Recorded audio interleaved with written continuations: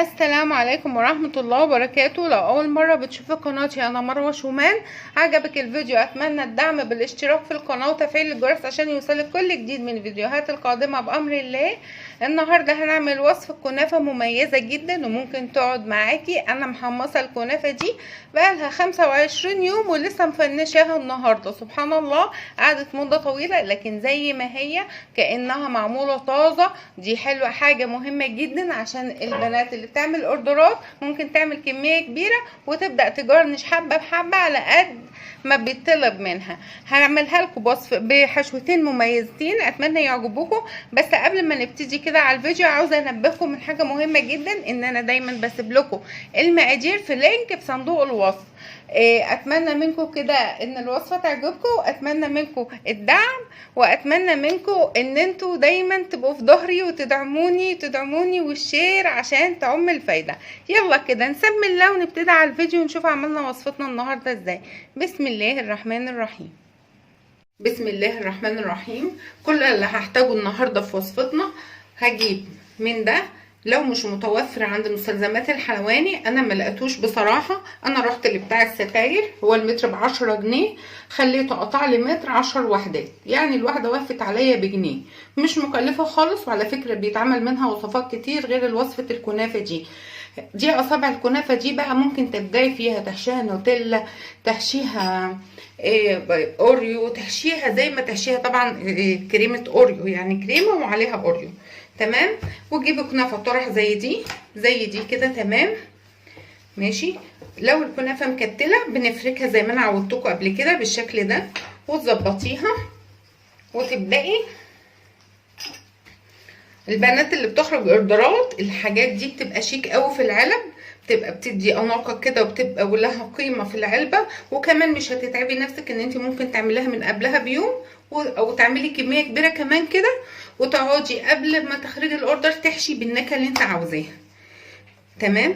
تبداي تلفيها بالشكل ده، وانت بتلفي عاوزاكي تشدي، عاوزاكي تبقى شده كده، شايفين شده، عشان دي في الشده دي بتدي شكل حلو قوي للكنافه، بتبقى مظبوطه. شايفه الكنافه مشدوده ازاي؟ وتبرمي لفه ونص بالظبط كده، انا مش عاوزه اكتر من كده. تمام. ونبدا نقص خلاص. وزي ما انا عودتكم قبل كده ان انا باخدها كده اهو، بخ ميه عشان انا اتسالت انت بتطبخي ايه لما عملت الكورنيهات. ميه واضغط عليها كده اهي، وابدا ارصها في الصينيه. شايفه البخه دي مسكتها ازاي؟ مسكتها خالص ازاي اهي. ابدا ارصها في الصينيه واخلص كل كميه بالشكل ده. تمام. اهي واحده تانية قدامكم، ابدا الفها اهي. طبعا هي عشانها طويله فانت ايه بتحاولي تلمي فيها كده. تمام. ونشد تبقى مشدوده كده ولفه، والتانية بس كده. دي زياده عادي هنقصها. كل الكلام ده هنستعمله تاني في الكنافه اللي بالكريمه العاديه، مفيش حاجه بتترمي، يعني كل ده بنشيله كده وهنستعمله في الكنافه العاديه، هنستعمله في الكوبايات، هنستعمله في حاجات كتير اهي. شايفه؟ ونضغط عليها، ايديكي بتضغط عشان انا عاوزاها مظبوطه اهي. شايفين الشكل ده؟ شايفين قد ايه هي مظبوطه وجميله اهي. اخلص بقى كل الكميه اللي معايا. طب انا ما عنديش الكورنيهات وعاوزه اعمل الوصفه دي، تعالي اقول لك نعملها ازاي. هجيب الكورنيه عادي، بس ما اخدش بقى اللفه بقى من البدايه، اخدها من اسيب كده جزء وابدا الف بالشكل ده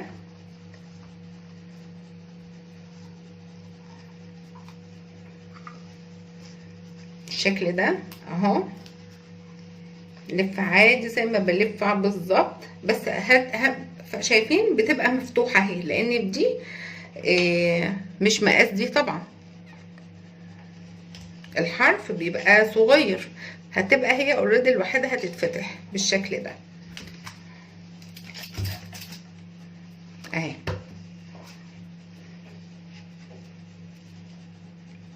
بالشكل ده ما نضغطش بقى عليها هنا قوي، هنسيبها كده مهويه. وها عملناها بالكورني. ماشي، نعمل واحده تانية اهي. شايفين بالشكل ده؟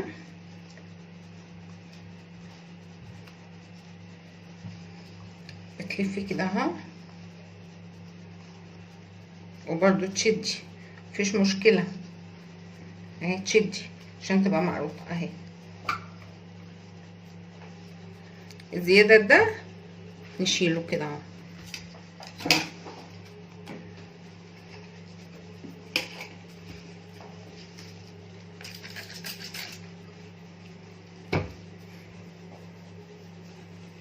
اهو تمام.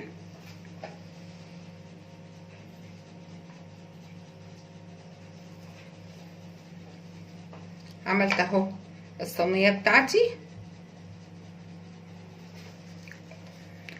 دلوقتي بقى في المرحله دي هسيبها نص ساعه، وبعد كده اغطيها بالسمنه وادخلها الفرن تستوي على درجه حراره 180 لغايه لما تاخد لون ذهبي وحلو قوي. الكنافه النهارده احنا ممكن انها تدخل الفرن، ان انا بغطيها بالسمنه وادخلها الفرن. بس بما ان انا عملت معاكم حكايه التغطيه بالسمنه دي قبل كده كتير، عملتها في الوصفه اللي فاتت، وعملتها في العش، وعملتها في كذا حاجه قبل كده، والسيجار وكده. فهوريكم النهارده ازاي ممكن ان احنا نقليها مش ندخلها الفرن. لان في اصدقاء برضو كتير سالوني هي ما تنفعش الكنافه تتعمل في زيت. انا النهارده هقليها لك في زيت، بس هحط معاها بس معلقه سمنه. يلا كده نشوف نقليها مع بعض. هنا انا صفيت، كانت السمنه اللي باقيه من الوصفه اللي فاتت، حطيت عليها شويه من الزيت ونبدا نقلي الكنافه. سهله جدا وبسيطه. ببدا انزل، بس الزيت المفروض يكون سخن اكتر من ده شويه. انا هديت النار فكان هدا شويه اهو. الزيت اهو بدا يسخن اهو. اضيف بقى الكنافه. شايفين الكنافه بقت متماسكه ازاي؟ علشان انا سبتها شويه، وكمان في حاجه رشه الميه خليتها ممسوكه حلوه قوي على الكورنيه نفسه. وتستمري في التقليب فيها لغايه لما تاخد كلها لون ذهبي حلو قوي. هي مش بتاخد وقت كتير. بدات اهي تاخد لون ذهبي. اخدها كده هصفيها وانزلها على مناديل صف كل الزياده اللي فيها. هي كده كده مش بتشرب اهي.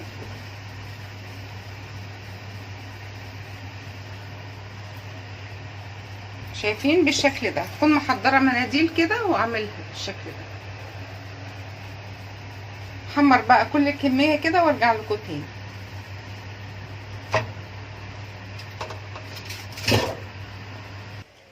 قليتها اهي كلها ما شاء الله، اللهم بارك، لونها تحفه اهو ما شاء الله. انزلها بقى في السيرب التقيل البارد بالشكل ده اهو. السيرب تقيل جدا كلها بالشكل ده. وبعد كده اصفيها على شبكه، بس بسيبها في السيرب هنا كده اي 10 دقايق عشان تتشرب حلو.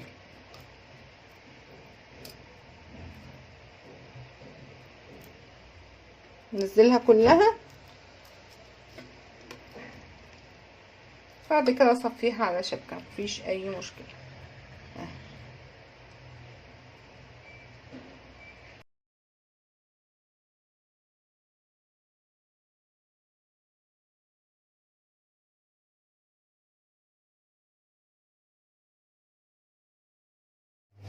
يلا الكنافه اهي صفت، ويلا نجرنشها كده نحشيها بالكريمه ونجرنشها بالمكسرات. الكريمه اللي احنا هنحشي بيها اللي هي الباستري كريم مع كريم شانتيه اللي هي شو باستري، اللي بتبقى عباره عن كوبايه وكوبايه وكوبايتين من الحليب، كوبايتين ونص من الحليب حسب طبعا نوع الكريمه اللي انت بتحطيها، ان كانت هتاخد كوبايتين او كوبايتين ونص.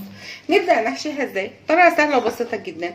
نبدا نحطها كده، نعبي خالص لغايه لما نحسها ان هي خرجت من الجهه التانيه بالشكل ده. شايفين بالشكل ده اهو. طريقه بسيطه جدا. تديها شويه بقى من المكسرات وشويه مكسرات من الناحيه التانيه اهي، بسيط كده اهو. طبعا حسب المكسرات المتوفره عندك، بس الوصفه جميله جدا وطريقتها سهله وبسيطه. وعملتي اصابع كنافه وسبتها عندك قد ما سبتيها، لكن احتفظت بقرمشتها وزي ما هي ما حصلهاش اي حاجه. اتمنى ان هي تكون عجبتكم الوصفه دي، واتمنى ان انتوا تعملوها وتاخدوها في اوردراتكم. حلوه قوي يعني بجد هتعجب الناس. وصفه غنيه وشيك شيك قوي في التقديم.